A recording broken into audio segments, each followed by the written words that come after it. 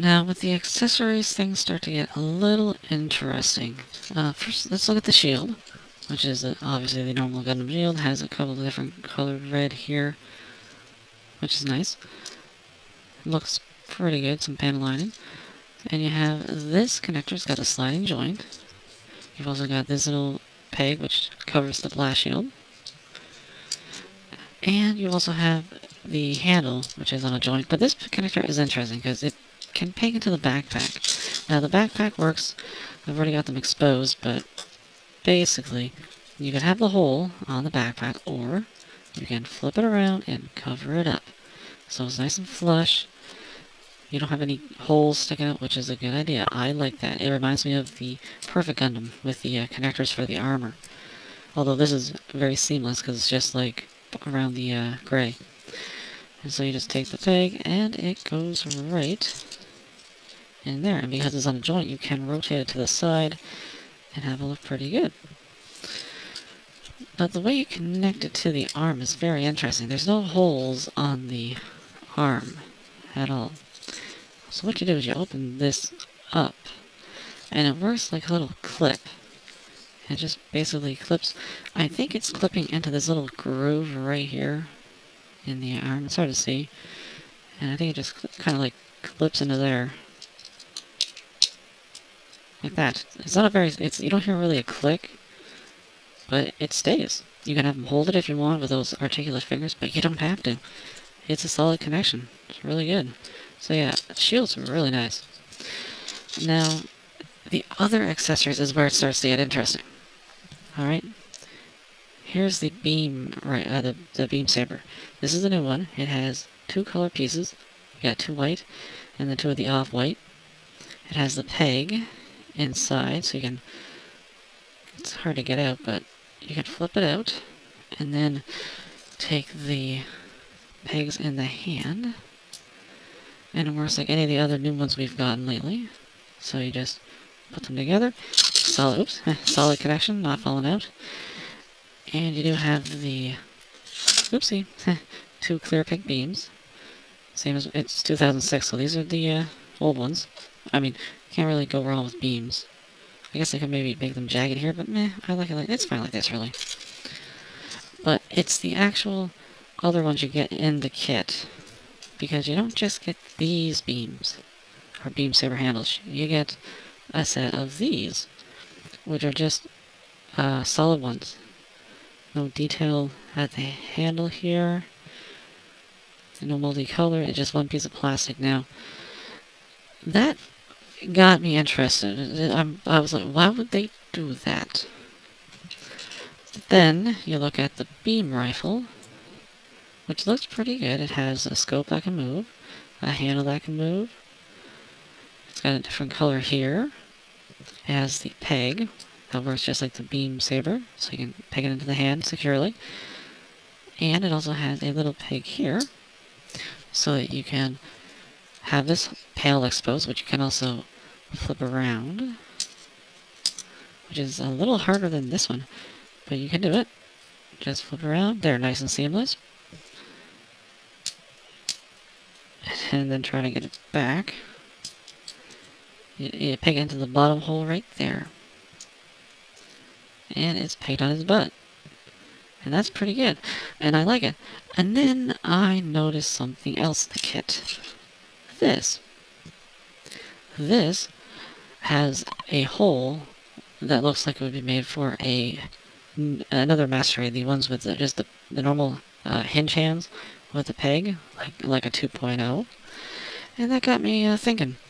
And then I got to the bazooka right here, which has a little handle that can move here. It has the pegs that can flip out, so you can have the gun to hold it. And it has a connector right here, which you can peg this into the back skirt. Like that. It's a little wobbly compared to the beam rifle because it's so long, but it works well. A nice detail. But then, okay, later, you get this, which is the same kind of thing as the beam rifle handle. It looks like it'd be made for a 2.0. And then I got this out of one of my containers. Look familiar? This is from the knockoff 2.0 that I have. And let's just find out. Oh, look. It goes together. It's a little loose because this is a real one compared to a knockoff, but yeah. So, I can't blame Bandai for reusing the accessories. The beam rifle and the bazooka. I don't think the shield is reused. It's hard to tell. It looks new to me. But I understand, because what else could you do with the bazooka and the beam rifle? They look really good. What more could you do? They just decided to add some color. This is a little lighter gray compared to that one. And this is an off white. So it gives it a little more of a real great feel. But they're pretty good as it was, so I really don't have a problem with that. And that means if you maybe broke your 2.0, you could give it to you could give this one because it comes with the exact same handles. Although it also comes with this. And I don't know what that is for. Not 100% anyways. I mean, it looks like it goes to a beam rifle, but I don't know. Unless, maybe it's been a while since, never mind. Okay, it's been a while since I put that one together. Okay, forget that part, but still, I don't mind that. And, before I forget, you can also peg the beam rifle into the shield. So it can be stored on the shield when it's connected to his arm. I suppose you could do it to the bazooka as well if you wanted. It's wobbly, but you could, I guess. You'd have to kind of fiddle it around. It's better just have it on the backpack. But hey, that means you could have everything on the Gundam at the same time, and he lost his noggin. And I like that. So yeah, I like the accessories. I don't really have a problem that they're reused mostly from the 2.0 because they were pretty good as it was. So yeah. Accessories are pretty good, but before I'm done, I do want to mention a few little gimmicks that I forgot. One is that the vents open up very slightly, but they do open, just like the Perfect Gray, which is nice. Also, the backpack is interesting. See how the inside, these are clear pieces of plastic inside the thrusters. But look at this down here. Right here, if you push up on the backpack at the bottom, you can bring the thrusters up, and then push this panel up, and all of a sudden you have what I assume are another set of thrusters on the backpack. Which is pretty awesome. I don't think I've ever seen that on the RX-78-2, but I like it. Hey, you don't need it. You can just push it back down, and out of sight, out of mind. But I like that. I do. Pretty cool. So yeah. Those are the accessories. I like them. They're a little bit reused from the 2.0, but that is fine with me. Now, I also want to mention, the kit comes with extra sets of the little end pieces on the elbows, the knees, the ankles. You can see I have the hollow ones here, but on the feet, these are hollow, and these are solid. So if you want, you can have all of them solid like that with the detail in the center. I'm going to have them all like that, but I just wanted to show the difference. It's a nice little option that they didn't have to do. So, time to compare this guy to quite a few kits. I got a lot here. Well, enough. First off, let's do the inspiration for this design. The real grade.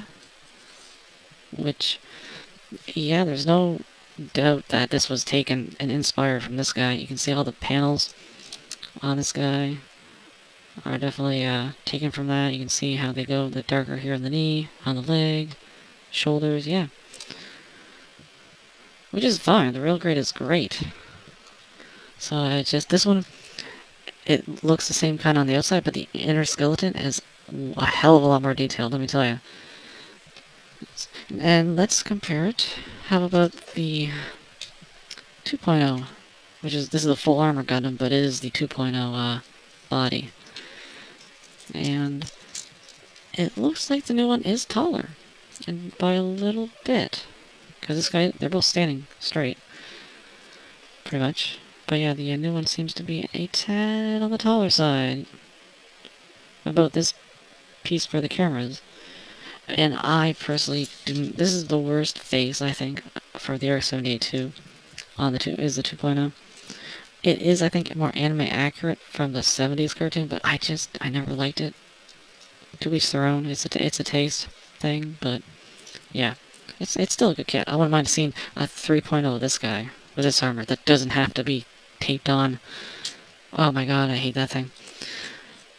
Just terrible armor. Anyways, now this is armor I think done right. The Perfect Gundam. Which, this is my favorite overall design, especially the head for the Gundam. I didn't take the armor off, it is a little time consuming. But I think that the head on the Perfect Gundam is pretty much perfect for the RX-78-2. He is a close second for me. I like the longer V-fin, the thinner side of the head, thinner neck. So yeah, and because he is shorter, but because of the boots, which increases height a little bit, he is taller than the 3.0 now, but if he was his base mode, he'd be a little shorter. And finally, the one that started all the master grades back in 1995, I believe it was. My first master grade, the RX-78-2 version 1.0. Yeah, he is shorter as well. Actually, I think the 2.0 and the 1.0 are around the same height. But you can see the vast difference. Vast difference. In almost 20 years. It's been about, what? Not quite, because 95, 2005. So it's about 17 years from here to here. They've leaps and bounds. Definitely. You can see how the feet look. Just everything about it. So that is the 3.0 Master Grade RX-78-2 Gundam. I really like this model. The only real problems I have with it, aside from the fact that it is, in terms of the armor anyways, is an upscaled real grade, which would have been nice to see some more variation. The inner skeleton does make up for it, because it is a lot. It's not just one thing you have to like cut off the plates. It's actually you have to assemble all the parts like a master grade, which is good. So it's very intricate. I don't mind the LED gimmick. It's okay. The neck is still very nice. They've got that down. The articulation's amazing. I love the articulation. I don't like these panels here, but I never have. The feet on mine, the ball joints up here, come off a little too easily. They're not falling off. It's not a big deal. The accessories, like I said, I don't care that they had to reuse parts from the 2.0 because these were pretty good as it was, but they did give it a little bit of a 3.0 feel with the added color. So that's fine. It is a great upgrade and a good starting point for 3.0s. And, well, we're going to get, I'm sure, a Char Zaku, a normal Zaku. I wouldn't mind getting a, what is it, the RX-78 G3. And I could paint this, but it'll be nice. Hayakushiki, Mark II, who knows. So yeah, this is a great initial model for the 3.0s. And I do recommend it. So that's about it, and I'll see you at the next review.